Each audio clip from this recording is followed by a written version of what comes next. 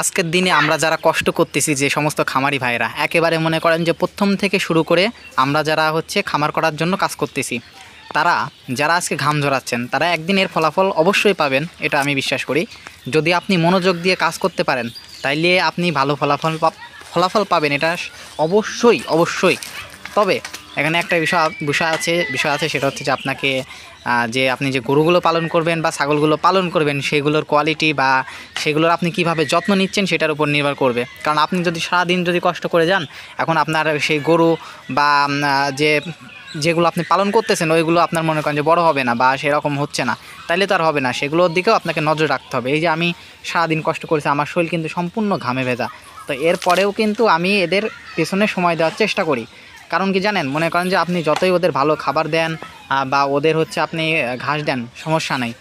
এদের যদি আপনি যদি বুঝতে না পারেন, এদের সাথে যদি আপনি থাকতে না পারেন, এদের অসুবিধাগুলো যদি আপনি বুঝতে না পারেন, তাইলে কিন্তু আপনার খামার বেশি দিন টিকবে না। তা আমি এই যে হচ্ছে আমাদের নতুন যে ছাগলের বাচ্চা, মানে আমাদের একটা ছাগল দেখাইছিলাম, এটা হচ্ছে সেই ছাগলের নতুন বাচ্চাটা হয়েছে আর কি। তো ওকেও একটু সাথে নিয়ে ঘুরলাম। আমার দেখলে আমার কোলে আসবেই, আমার দেখলে পরে দৌড়ায় আমার কাছে চলে আসবে।